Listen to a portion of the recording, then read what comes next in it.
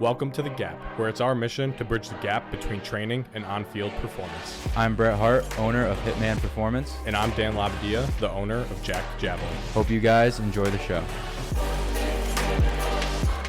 All right, everyone, welcome to this episode of The Gap. Today, I'm going to be interviewing Brett, talking about Adam Archuleta and Jay Schroeder's training style. And what we're doing here is in the studio, we are pulling up the footage and putting it on the TV for you guys to be able to watch. So if you're listening to this on Apple and Spotify, definitely give it a look on our YouTube channel so you could see the footage as Brett is demonstrating. If you like what you hear in this episode, go to the link in the description below because I'm going to link Brett's book, which describes this style of training and has a program that is very similar to this style of training as well. So if you like this, check out Brett's program. And yeah, so Brett, thanks for coming on. Yeah, thanks for having me. This is crazy.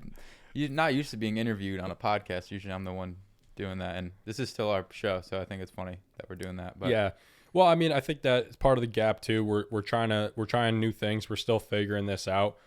We appreciate everyone that's listened for the first 105 episodes or whatever it's been at this point. But when it's just you and I, I think that I want to continue to leverage this TV and pull up some training footage and just, use the resources we have to give back and explain things to other people. So give me your brief introduction on how you kind of discovered this style of training, because I believe you discovered this style of training before you saw this 45-minute montage, correct? Correct. Yeah, I've seen it on Instagram. I've seen drop catches, Austin Yoakum, Medicine Through Movement, like those guys on Instagram posting about it. I think it was right around the time Austin had Dan Fichter on his podcast that like sparked interest and made me realize like there's more to just this bench squat deadlift and trying to get outside the box with the training. And then I was doing an internship at Kresge's at the time, and that's when I was going down rabbit holes of doing so many different training programs. I was doing Pat Davidson Mass 2. I was doing Les Spellman Sprint Drills. I did Austin Yoakum's Building Better Movers program. I was doing bodybuilding. I was doing drop catches. I was hanging. I was crawling. I was doing a bunch of exploratory movements and training styles just to figure out what works. And to be honest, I didn't know about Adam Archuleta and Jay Schroeder until you sent me that video and you sent me Adam training. I thought it was sick. I thought it was really cool to watch. And it took a couple months before I was like asking you again what it was because it was still in my head that I wanted to know more about it.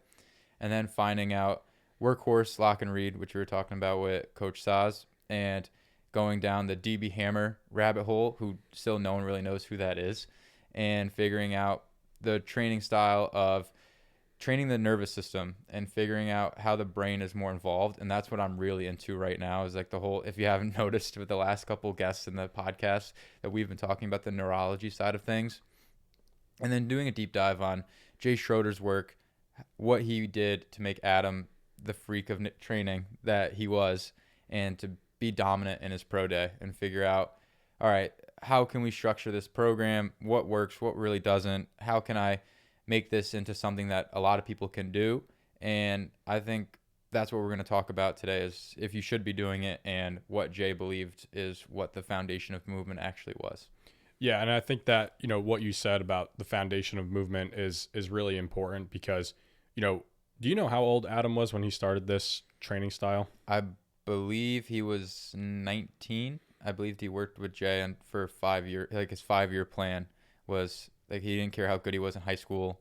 He trained through him at college, but Jay's whole thing was you're supposed to be good come pro day. Like he didn't care about. That's at the end of this video, which I've alluded to before, that the whole first 30 minutes is all the training stuff, like the highlight stuff that's sick, that's awesome to watch. Mm-hmm. And then it goes into the thought process of what they had going into his training. So I believe he worked with him for about 5 years, and I think it was around 19 to 24. Okay. So with this style of training, obviously what grabs people's attention is the drop catches, the, low plyometrics like he's doing here. And so at what point are you transitioning to that? And then, in that 5-year span, how did Adam start before he transitioned to some of the more advanced movements that got him to that peak at the pro day? Jay's been called a human MRI machine. So Jay has that coaching eye and to be able to see what an athlete needs or doesn't need right when you walk in. So how you walk, how you talk, how you sit, how you breathe, how you can just be natural state. And so a little bit about Jay's background is Jay was in a bad car accident. He was paralyzed from the chest down. He couldn't walk, couldn't move, and there's really nothing he could have done. And so he was able to read a lot. And he was talked on podcasts about, and he said he thought his way back into movement. So that's what he was able to realize, is that his mind was able to control everything. So that's what he tries to get out of his athletes first. And I think that's what he was testing Adam with at the beginning, because he didn't say yes to Adam's question of, can you train me at first initially. He made him work for it a little bit and to see. So going into this training, you got to be able to be there mentally, physically, emotionally, spiritually. We talk about the PIPES acronym before, which I heard from Dan Fichter, which came from Jay, is that you need to be locked in physiologically, intellectually, psychology, emotionally, and spiritually. If you don't have those five, and that training style isn't going to be for you. And I think that's what made it really successful. And I think that's why I alluded to the Louis Simmons West Side Barbell training style as well. Like, what made that so successful was the environment and the types of dudes that were in there that really just wanted to work hard. And that was their life. That was their life. Training was their life. Getting better was their life. Everything was fine-tuned. It wasn't just a random workout thrown on the board. It wasn't even periodized. It was just, this is what we're doing. We're doing this for a long time, and we're going to get really good at it. So I've heard on podcasts before, Adam first started off getting really strong. So talked about the Bulgarian method. He was talking about, you can hear him actually speak about this on Tony Holler's podcast, and I believe it's the one with Dan Fichter. And he talks about the first 2 years was the Bulgarian method. It was getting just really strong and being able to produce a lot of force with traditional barbell movements. He was been said to bench close to 500 pounds, squat 600 pounds, and just be really strong just generally. And then went into the extreme slows, the isometrics, being able to maintain position, and then speeding up, adding velocity as the years went on. So would you say that those long duration isometrics are a prerequisite to be able to do some of these fast twitch movements? 100%. Yes. Position is first in all things. So if you don't have the proper positioning and you don't know how to absorb the force, you have no right to be able to produce that force safely and effectively. So that's what his big thing was. That's what I have in my book. That's literally a chapter, is positioning, absorption, and then producing. Like, you need to be able to do that in those steps. And Dan Fichter talks about it all the time. I think that's actually where I got that step-by-step framework for, is that that's what you need in order to be a high-level athlete. And if you skip the steps, and if you're not taking into account where you're at with your brain, having that proprioceptive movement, and you go into doing high-level plyometrics, that's where injuries could occur. So, for example, on the screen here, they're doing some pause reps into high split squat jumps. So with doing, say, an isometric lunge hold, is that essentially building your body's ability to find that position, so then when you go to do it faster, you're able to do it with good technique and understand, like, your brain is now connecting to that movement pattern? Yes, your brain knows the end ranges. So your brain will know where the end range of movement is. And if you don't train the end ranges, your brain isn't going to perceive it to be safe. So that's why the extreme isometric is for such a long duration, is because you're in that split squat, wall sit, push up, like you're in the deep range of motion where you're actively pulling yourself into position. So in split squat, for example, which I've talked about before, that front leg is pulling into position. So you have hamstring activation, and then your back leg is pushing forward. So you're getting back glute contraction, a tense hip flexor stretch, and you're just actively maintaining that contraction of pulling and pushing and then slowly lowering into it. It's an extreme slow, so slow that you can't see it. And that's what's building that proprioceptive awareness in that position, because you're teaching your body that it's getting really strong and safe in that end range of movement. If you just don't live in that end range, your body's never going to think it's safe to ever get into that. So you see as split squats, there's depth drops. That's like a whole big thing, is the same ideology goes into depth drops. If you can't land from 40 inches in the air safely and repetitively, then your body will never allow you to jump 40 inches in the air because it doesn't think it'd be safe for you to land after that. So your brain is putting that governor on your body to be able to be like, all right, I'm not safe doing this, so I'm not going to be able to get to that altitude in the first place. Yeah, exactly. Your brain is smart, and your brain wants you to be safe, and it doesn't want you to get hurt. So it's going to take the mind. It's going to you train the mind for it to be like, all right, we can do this.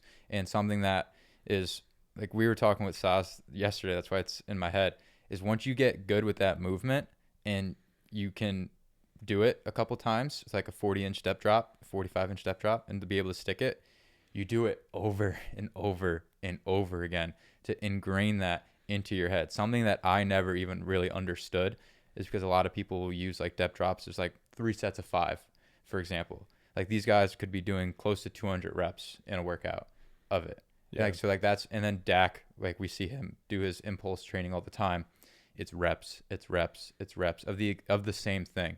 So it looks innovative and flashy and new, but what it took to get there was the very boring stuff over and over and over again. And even in this video doesn't really show that.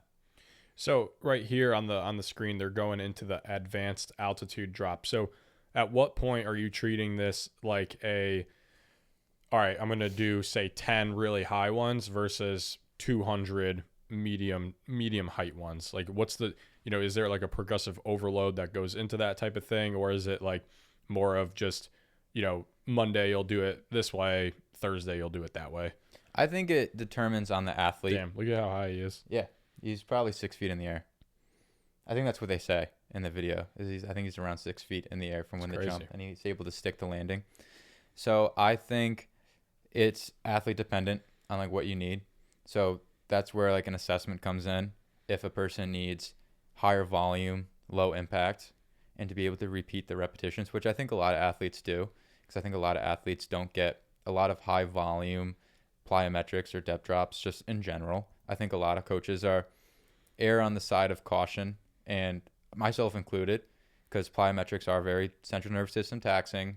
They can take a lot on the shins. Like shins are a very common issue for a lot of people, just the repetitive bouncing off the ground. Yeah. Read that part. Yeah, do not try without consulting Jay Schroeder, because he's landing in that split squat position. Yeah. That's what makes it 6 feet in the air and being able to land in a lunge. I don't even know if I can do that. And I did a depth drop of 50 inches last week, and when I caught myself, I was like, oh, damn. Like, that's crazy. So that's where the building up the tolerance and the volume is where I start with, like, to answer your question. Getting comfortable with your height. So, like, your max vert right now is, say, 30 inches. Like, you can jump 30 inches max. That's it. So getting comfortable with depth dropping from 30 inches over and over and over again, and then slowly raising it up, then slowly raising it up. I wouldn't just go from glut. Yeah, I know. I saw that too. But I wouldn't just go from, I want to jump 40 inches in the air, so I'm going to drop from 40 inches, but your max vert's 20. Like, don't just double it out of nowhere. Your body's not going to be able to respond to that. It's like benching. It's like squatting. It's like anything that you think of doing in the weight room. It's like you want a 500-pound squat. You don't just go first day in the weight room and load up a 500-pound squat and hope for the best. You build up to it. And then once you get comfortable, then yeah, you're going to have to push the extremes a little bit and then get outside your comfort zone and then slowly build up over time. Yeah, absolutely. I think that makes sense. And then, just from a safety and neurological standpoint, you want to make sure that you're working up to it before you're doing anything too extreme. I think that's been a really big, I think a lot of guys my age or our age or older fall into that trap too, of like, you had the hypertrophy and the strength when you were 18 to 22. And now a lot of times people might kind of skip the prep work and then go right into some of the more advanced stuff. And that's where you could get hurt. I mean, even beginners probably have that problem too, but I just see it for myself as well, of like forgetting how much prep work I did in college leading up to like a max effort movement or max effort strength phase or speed phase. And that's where you can kind of run into some of those issues. So now they're going into a partner resisted or partner assisted GHD hamstring curl. And then what is Jay doing there? He's just timing that whole thing for total, what is it, total reps or total volume? So that's a DB hammer thing that we were talking about before. is how many reps can you do within an allotted time. So I've done that before with bench press and for squat, and I think it's actually really cool because you can't really sandbag it. Like if you can do 7 reps in 7 seconds, you're going fast. Like that's pretty much it. So if you have 7 seconds on the clock, you're trying to get as many reps in. You really can't take a rep off. But if you just do 3 sets of 5, you can just be like, all right, 1, take a couple reps, 2. Right? If you have that time clock, then it also auto-regulates you too. Is that if that's all you had that day, like X amount of reps in that amount of time, then it can help. All right. So with the glute ham raise, they had the partner pushing down, like just holding his feet, honestly, because I think that GHD just wasn't heavy enough to be bolted into the ground or anything. Okay, gotcha. And what they did was just, that was another the extreme isometrics of being able to hold it with the weight, and then going into the assisted concentric of he's holding the heavy isometric, which you're actually slowly lengthening. So you're going to be stronger eccentrically, which we all know. So you're holding that position, and then time, 10 seconds, that's done. Then you go into reps. All right, so that's his EDI bench press that you're going to see here too. I don't think it showed it either. I didn't think it showed it yet. But it's basically an isometric pre-fatigue going into reps, which is essentially what, like we were talking about Mito with Coach Saz, is that you're pre-fatiguing the fast twitch muscle fibers, then getting into more slow twitch with actually doing the reps. I think bodybuilders did that before for years, and I think it definitely just helps increase awareness and sensation to this targeted muscle group. So as you're doing the reps, you feel exactly what you're supposed to be feeling. Gotcha. So that makes sense. So in terms of the strength training, is there a system that he uses to be able to structure all this together? Are you doing some days that are strictly strength training and partner resisted and drop catch, and then other days you're doing the split squat isos and then the split squat jumps and the depth drops and stuff like that? Or is it all kind of like all the lower body stuff is just on one day and then all the upper body stuff is on another day? I believe it was like that. Okay. But again, I don't know. I'm not entirely sure. I wasn't there. I wish I was to see it. I believe they split up lower and upper. That makes sense to me. But then I think Adam was quoted on the podcast again, which if you want to learn about from an athlete's perspective, not a strength coach perspective, because we're going to overthink it like crazy. Adam just was like, dude, I don't know the why. I did it and it worked. So I didn't really question it. Like I had the idea. And I think Jay coached through concepts and his methodologies and wasn't married to a structure periodization model. And I think that's where we were talking with the Velo guys again about that too. Like their training program, it's just you have the concepts, you have the overall ideas, you have the methodologies, and you're kind of just doing it throughout the day. Coach Tony Holler does a great job with that with his X Factor drills, where he does an X Factor day of plyometrics and jumps. It's different every time because that's what athletes need. They need variation and they need variety and movement. And they have their core exercises and routines that they need to do. But if he throws in a wrench, like you got to be prepared for it. Like you got to be ready for the curveball. And then we talked about with Sam Davis, like being able to sprint whenever. And then Dan Fichter's thing is, if you can't jump 40 inches in the air, if I wake you up at 3 a.m., like you can't jump 40 inches. Like if you need a 30-minute warm-up routine, the foam roll, RPR, massage gun, dynamic warm-up, jump rope, do a couple dumbbell jumps, and then go on the mat and be able to jump 40, you can't jump 40. You can't. Like that's not it. That's not realistic in life. So that's what his whole thing was, is being able to have the central nervous system to be ready no matter what time of day it was, morning, afternoon, night, asleep, awake, like your body will be ready to go no matter what.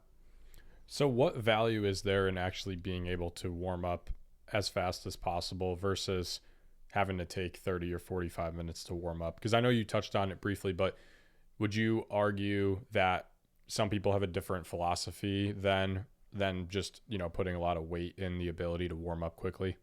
I think warm-ups are important for the majority of athletes because you got to think about the majority of athletes. I forgot who I was talking to this about. It might have been Caden, about like the 80% rule of like you have your top 10%, your bottom 10%, and then the majority are in the middle. All right, so Adam's a top 10% guy. His ability to warm up probably doesn't take that long. He probably doesn't have a quick routine. He probably just go in and get it, which makes training more efficient and effective. If you spend 20 minutes to warm up, you have an hour block dedicated, you just cut 20 minutes out of it. Now you have 40 minutes left. You just cut a third out of it. That's 33% of your session was getting ready for the session. Where their thought process was, when you walk in, you should be ready to go. That's the whole thing. And as you get older and as you age, like, yeah, we always hear like people need to warm up more, but that was where Jay was saying, is that your central nervous system just wasn't ready. So that's why you can do different tests. That's why the RPR in square one is essentially just turning your central nervous system on quickly so you're able to go do the session that you're supposed to be doing. If you're doing drills that take 40 minutes to do, then you kind of get tapped out and you kind of just feel like you don't really want to train anymore after that, because we've talked about it before, like you're doing your PT prep work and you're going in and you're just like, I don't really want to train anymore. Like the intentionality gets lost. Yeah, because you're going so slow, you almost bring down the level of your training for the day. Whereas those days, like for today, for example, like I wanted today to be a super aggressive, hard leg day. So I walked in with my rein and I just got after it right away. I started with the split squat switches, dumbbell jumps, so on and so forth. And then within 3 sets of 3 on each side, two like movements, I was right into my heavy reverse lunge and then finish with like deadlifts. And so that's been a big thing for me too, is understanding that the ability to warm up is a CNS issue, right? It's not necessarily always just getting ready for the session. It's kind of like looking at the whole week and being like, all right, what am I going to do to make sure I provide a stimulus, but then also allow myself to be able to get after it frequently, right? So every single day you have a high quality session. Whereas I think when I was younger, a lot of times you'd overtrain and do a lot of those really, really slow movements. And then that's where you get extremely sore and fatigued, and you're almost not going to be as ready to go the next day. Up until this point, we've pretty much talked about the lower body solely. So you've been a big advocate of kind of getting rid of that whole thing of like athlete the lower, bodybuild the upper. So talk about how this has maybe influenced you. Actually, right on cue, they're going into some of the push-up drops now. So talk a little bit about the importance of upper body plyometrics and training the upper body for speed and force absorption rather than just bench press and bicep curls. Well, they still do bench press and bicep curls. They just do it a lot differently than we would think. They just drop it and they catch it and they rebound it and they force it right back up. Same thing bicep. And that was mainly, a lot of it was for show, to look at it. DB Hammer talked about it in his book, that it was actually more beneficial for throwers, the drop catch, of being able to drop, reflexively catch and rebound, that it had something to do with the bicep and the forearm being able to like turn on and then turn off and being able to snap and relax. And so that was really cool in that book, he was able to connect the two. But in my mind, why would you, if your goal is to be the best athlete you can be, and you're going to take away half your body to be athletic, like it doesn't make sense. Like you're 50% of your body from the waist up, you're just not going to train athletically. You're just not going to be fast or explosive up top. Like every sport requires your upper body to some degree. And I think it's just counterintuitive to force speed on one end and then not do it on the other end. So your body's getting confused of like, what stress am I supposed to be adapting to? Like you're doing bodybuilding, upper body to look good. And I'm not saying it's like wrong. Bodybuilding's cool. It's fun. But you don't always want to do fast twitch stuff on the upper body, like just to dedicate towards it. I completely understand. Like getting a cool bench press pump and being able to do 8x5 hypertrophy clusters with dumbbells, like that's cool. That's fun. But you got to understand, your brain only knows stimulus. It only knows what you're trying to adapt it to. So if you're telling yourself to be fast and efficient and effective, it's going to translate with the upper body as well. And then Jay was even talking about, like, you want to get faster, get really good at bench press. And not the way that people bench with like powerlifting, arch, pause and everything. Pull the bar down, rebound it back up. Pull it down, rebound it back up. That is everything in movement. So actually, I have a quote that I want to say because I think it's really cool with the upper body as well, is that position is the key to velocity. Velocity is the key to movement. Movement is the key to life. So velocity rules all.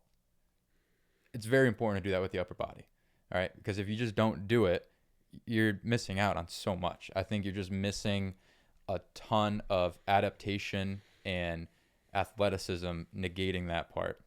Yeah. So talk a little bit about the importance of the prep work and the overall strength before you kind of go into some of those upper body plyometrics, because in my personal experience, I had a couple athletes in the past where we hammered just regular strength through length and hypertrophy and strength workouts for the upper body for about 3 years. And they improved their javelin throw exponentially. But then that third year, they only jumped up like 2 meters each, which was, a pretty significant drop off from the previous years. They jumped up like 5, 6, 7 meters in a season. And so going into their fourth year, I had them do this Adam Archuleta style of training with the drop catch, bench press, the upper body plyometrics, and so on and so forth. With that being said, I incorporated a little bit of the fast twitch upper body movements with some of my younger athletes and female athletes, and I found that they couldn't really perform it as well as my more advanced guys who had the 3 years of the strength base. So talk a little bit about, who is this for? Is this for everybody? Is it for only males? Is it for only advanced people? So I believe it's for everyone. I believe anyone can do this style of training. I believe anyone can do it. It's going to look a lot different, and it's going to be a lot of progressions and regressions within the system. I think every system could work, honestly. I think anyone could get benefit from anything if they have the right intentionality behind it, which I think is what made this so successful, is that Jay preached that, like going back to the PIPES acronym and being able to be aware and the intentionality behind what you're doing. So if you get someone to go and do plyo push-ups, but they can't do a push-up isometric for 5 minutes, like you're not going to get the adaptation you want because there's no intentionality there. There's no holding position and being able to absorb and to feel the end range. And they don't have the adequate strength, the prerequisite strength to even get off the ground, let alone do a set of 10 push-ups. Anecdotally, when I first started training, I did a lot of body weight exercises. I was able to bang out close to 70 push-ups in one set without breaking, and I would do 100 a day when I was 14 going up to 16. And the first time I ever benched, I was able to do my body weight for 3 reps. Never benched before in my life, but I was able to say, all right, this is just like a push-up. I pull the bar down and I push it back up. Never benched before. I did my body weight for 3 reps. How old were you? 16, I think, was the first time I ever barbell benched. So at 16, I did 165 for 3. And I didn't do more than that because I was like, this is my first time ever benching. And all that came, I rarely did dumbbell bench. I rarely did anything like that. I did a lot of push-ups. Didn't do any of this stuff. I'm just talking straight military style, 100 a day. Like form might have been a little spotty or anything. But then I go and try to do a plyo push-up and I could do it relatively easy. Like I can do the claps. I can clap behind my back. I can get into this stuff where I can push off the ground, and I can't do the full 180 spin that Adam's able to do, but I can jump with my arms. I can do that. I never trained it before, but I had the prerequisite strength in order to do it. So when I think of youth athletes and everything, it's holding position, it's absorbing force, and it's movement variability. So it's human first movements. So Jeremy Frisch from Achieve Performance talked about when he worked with Holy Cross, he was in college, he said he had to go back and fix a lot of athletes because they just don't know how to move. So that's why he just trains youth athletes now. And youth athletes just need a lot of human-based movement. So the less advanced weight room-wise they are, the more body weight human movement they need. So they need the isometrics, they need crawls, they need hangs, they need to be able to climb, they need to be able to roll, they need to be able to have races and tag and agility-based stuff that doesn't allow them to think. That's where I think a lot of people get misconstrued in the strength and conditioning world, is where they try to teach proper biomechanic athletes to a 12-year-old. And for me, I don't think that really makes sense. Because one, if the 12-year-old gets bored and there's no intentionality behind A skips and A switches, I think this is where it all started. It's like they're not going to stay with it for long enough to actually get benefit and use out of it. So for those kids and the people that don't really have that strength, is become a better human mover overall. And I think that's where I asked Dr. Heenan, is like, do we overemphasize the muscular system? It's like, yeah, 100%. And I agreed with him entirely, is that we want to get kids in the weight room to like lift. And I think it's sick wanting kids to lift as well, but they also need to learn how to move and be kids. And a lot of them just don't move. Like the iPads, the video games, you got to realize a lot of these kids just don't have that 30-minute of recess. Like Dr. Tommy John says a toddler needs about 3 miles a day to actually develop the right way. And I know a lot of kids 8 to 12 years old that aren't doing that. So when you see this rebound bench press here that Adam was doing on the screen just now, I actually noticed that he's dropping it and he's catching it about an inch above his chest, and it's not really hitting his chest before he goes back up. So are you trying to eliminate like any type of rebound off the chest, or how is it like in your interpretation? Like what's the benefit of that versus, because I mean, you know how I bouncing, how I bench press, throwing like, it. I'll drop it and catch it at the bottom, but I'll kind of bounce it off my chest to get back up. Is that counterintuitive to what you're trying to do here? With the bench, so they talk about almost getting to the point of being robotic. So Dan Fichter has one that is really cool, is PVC pipe, curl, press, bound, down. That's it. That's just the movement. Curl, press, boom, boom. You can do it to a metronome. That's why the metronomes are so important, is because you can time it and you can try to sync it up with the metronome. Beep, beep, beep, beep, beep, beep, beep, beep. So you're becoming so robotic. And what that does, mixed martial arts do this all the time. Wax on, wax off. Wax on, wax off. You're doing the exact same movement over and over again until it's ingrained into your system that you can do it at any time without even realizing it. So with the bench press, is what they're doing is they're pulling the bench down. They're not just letting it fall. So like they let go, but they pull down. So it's a row. The bar is falling with gravity, and then you stop it right before the point of contact, and then you rebound it and accelerate through. And so that's where it's really cool to see it at a high level done correctly, is that it almost looks robotic, and that's how they start. And you kind of just fall, drop, catch, and then sometimes they would just stop it right there and then reset. Fall, catch, and then catch. Just rebound it up. That's the whole point of it, is to teach the central nervous system movement by movement, step by step, that you're not letting it go. Like you're not letting your body go at any point. So like the letting it bounce off the chest, when you think about collision, you think about collapsing in my head. Of when not when I see that bench, but just like that's what happens, is when you come down, you collapse forward and then you try to press back up. It's just not as efficient with your brain sending that signal of what it wants to do. So you're not getting the full deceleration into acceleration. Correct. Gotcha. Because that's that mid phase, it's not amortization, because that's what happens with like depth drops, but it's kind of like that middle part of like you're skipping the isometric portion of it entirely by letting it just slam onto your chest and drive it back up. Yeah, makes sense. So how many of these movements do you need a partner for? Because right now, if you're looking on the screen, they're doing some rebound plate drops where they're throwing the plate up to themselves, catching it, tossing it to a partner, catching it, tossing it up to themselves, and then throwing it back to the partner. So, how many of these movements like are you able to do by yourself? And like for your own program, like would you need a partner to do it, or is it all like you can do it all yourself? You can do everything by yourself. I think a lot of it makes it more efficient with partners. I know the drop catches with the plate out in front. If you drop and then snap back and catch, you can do it yourself. When you have the partner, though, you get into the fear of, are they going to throw it in the right position? Are they going to catch it? If they drop it, is it going to break something, or is it going to hit something? So that's the mind coming into play of when you think if you're doing a med ball. If you do a med ball throw into the wall, you're not afraid of hurting the wall. If you do a med ball throw, if me and you were doing them, there's going to be a little bit of that mental thing of being like, I don't want to, if you're normal, if you're not a psychopath, you're going to be like, I don't really want to hurt this person. So you're going to tone it back maybe just a little bit.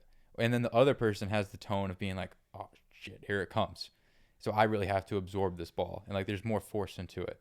So that's the give and take. And that's where we can learn from being with a partner and doing things. And a training partner is always a recommendation of mine, of a good training partner that really has the same values and the same intensity that you bring. So you guys can push each other and to be able to grow in that sense of doing it with someone else. And there's going to be days where you don't feel like doing it, and there's going to be days where your partner doesn't feel like doing it, and that comes into just overall life quality and life skills of holding each other accountable and showing up for someone when you don't want to do it. So like there's just a bunch of different things I think you can get out of having a partner do these exercises with. You don't necessarily need them. And I think it's important that like Adam is being shown here. Like Adam gets the highlight because of how successful he was, but he wasn't just training by himself. Like as you can see, like he had a community and a group of guys that really wanted to get after it. And that's what I was saying before with like the West Side Barbell guys. It's just, I don't think a lot of those lifters would have been the lifters they were if they didn't have the community and the group that they were with. And I think a really cool team to see that, and like the environment, it'd be like the 2008 Florida Gators, like those midnight workouts. And like, I mean, granted, like half the team got arrested and in jail, but that team was dominant for a reason. I mean, you had a lot of psychopaths, but the environment and the culture that you create, that you're a part of, is going to make or break your athletic career. Yeah, absolutely. And I think that that's the biggest thing that I've talked about is like for myself, whenever I look to self-improve, I always have people pushing me. And that's the important piece of having an environment that's on the same mission as you. Is like, you should never be the smartest person in the room. You should never be the strongest person in the room. Like always have someone around you that's better at something than you to push you to be better. So when you see Adam doing these, before he was doing the push-up plyometrics, you could see his feet are actually leaving the ground quite a bit. So yeah, it is an upper body plyometric, but he is using his full body. So tell me how that could help an overhead athlete like a pitcher or a javelin thrower to be able to, have the upper body plyometric portion, but also like kind of maybe learn how to use their full body when they are trying to accelerate their upper half. Well, everything in sport is done through your full body. It's not like you're just throwing with just your arm, or you're just throwing with just your pec, or just throwing with your lat. I think that's the importance of this training, of being able to get everything in sync. So yeah, the upper body jumps, he just has so much. I think it's just a result of so much force with the upper body that his feet end up leaving the ground. I don't necessarily know if he's trying to do that. It's hard to tell. I think if you have so much force going into it, your legs are going to come up. Like I've seen it with high level benchers when they're warming up with 225 or 135 and they're like ripping it. Like their body like moves off the bench a little bit, and they're not trying to do that. That's just the force that you're trying to do. And I think it's something really cool that you can experiment with. Like if you're out there like trying to speed up your arm action when you sprint, is like get in a half kneel position and try to just move your arms as fast as you can, pivoting from the shoulders. Like a lot of youth kids I'll see like try to run like this. If you truly run with the shoulders and able to go like eye socket, back pocket, or cheek to cheek, whatever you remind yourself with, and you try to move it as fast as you can, what tends to happen is your body starts to shake and starts to go a little bit side to side. David Weck. No, that's not that bad. But that's the thing, is that the arms lead the lower half. I'm not trying to move my legs. My legs are on the ground. There's nowhere for them to move, but they're moving. The only thing I'm trying to move is my shoulders, and then by byproduct, my legs are going down. My legs are moving. So I think being able to produce max effort force through your upper body, if you do it correctly, like you should feel something in your lower body. And I think everything should be more so looked at as a full body lift. The bench press isn't just an upper body exercise. It is a full body lift. I get powerlifters talk about that all the time. And I've heard multiple powerlifting coaches say that. Like the bench isn't a chest exercise. Like bodybuilding says it is. But if you do it properly and you're trying to move max weight, your legs are tucked back, your glutes are engaged, you have the good arch, you're rowing it down, your lats are engaged, you're tight, you're dropping the bar, you're rebounding it up, you're getting hip cramps, your hamstrings might cramp because you're pushing so much. Like it's full body. If you do it right, it's full body.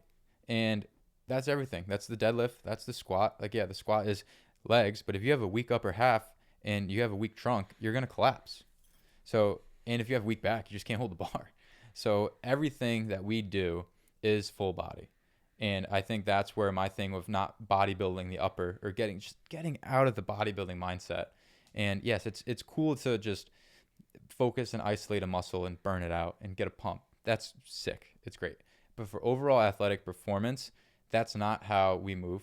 That's not how we play. And that's not how we do anything athletic. So that's where my mind goes with that. So talk a little bit about your program. What's in it? The book, right? What's in the program? What's in the chapters of it? And what was your reasoning for putting that out? So my reasoning is because I just didn't really find a program like it. I love this stuff, and I just wanted to do a deep dive on all the training. And as you can see probably from this podcast alone, I can talk about this stuff for hours because I think it's just so interesting. But in the program, it's about roughly a 20-page ebook going over exactly what pretty much I was just saying. I break it down into the eccentric, isometric, concentric, peaking force phases. I go into who Jay Schroeder was and is, Adam Archuleta's story a little bit, who I get inspiration from. So just a quick shout out to like the coaches that kind of fell from the DB Hammer, Jay Schroeder pyramid. It was Dan Fichter, Core Fist, Cal Dietz, Joel Smith had them all on their podcast. I listen to them a lot. So Chris Corfist, Low Guy Speed School, Dan Fichter, Want to Get Fast, Cal Dietz, Triphasic Training, all of them speaking and putting stuff out there really wanted me to keep it going and wanting to see what there is to do about it. And so my program that I have in there is an 8-week program. It's 4 phases, so 2-week phases of each. It's not like, in all honesty, it should be a year-long program, but I can't write a full year because that's not what it is. It's my interpretation of how I think like I would program for somebody like that. So I broke it down into eccentric, isometric, concentric, and peaking phases, and 2 weeks of each. So like your eccentric is focusing on pulling yourself into positioning and being able to be truly aware of the movement with also extreme isos and extreme slows. Like I looked at as extreme slows as technically eccentric because you are slowly lowering the entire time. You just don't see it. Isometrics, being able to maintain position, get into it and hold it, and then being able to produce force out of it.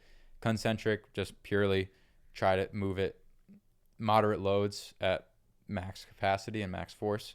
So that has a lot of pin bench, pin squat, stuff like that. A lot of dead stop jumps. So like a depth drop, pause, and then jump right after. In the peaking phase, the rebound phase, the oscillatory phase is how fast can you turn it on, turn it off, turn it on, turn it off. How fast can you do that? And that's where my last phase comes into play. And that's the 8 weeks. That's broken down into 2 weeks of each phase so you get a taste of it. Realistically, each phase could last 4 to 6 weeks, and you can really stretch this thing out to make it a full like 20 to 30 week cycle, in all honesty. But I couldn't just, I would be doing an injustice being able to program like that, thinking like I have a magic crystal ball to see it. That's why I really like programming every 2 weeks, just to see how the athlete adapts and responds, and then adjust from there and see how they're doing. Because every athlete's different. Everyone's coming in with different injuries, different histories, different movement capacities and qualities. And I always usually start with an isometric phase, though, without a doubt. And just to break down compensations, rebuild new ones, and be able to just suffer in that and help build up work capacity to some extent before we even get into jumps and plyos. Sweet. Well, Brett, thanks for coming on, and thanks for that explanation. Is there anything else you wanted to add? I would definitely recommend just doing your own research on it. I'm not going to say I know everything about it. I'm still learning every day. I'm trying to find something new about it that I could add a tool to the toolbox, like listening to Jay speak, listening to Adam speak, and those coaches that I mentioned. Like, people just are lazy in general and will just ask, like, where'd you learn this stuff from? Like, that's where I learned it from. And you have to go and do your own research and do your own digging, and don't be afraid to go down the rabbit hole and figure stuff out on your own. Sweet. Thank you. Hitman out.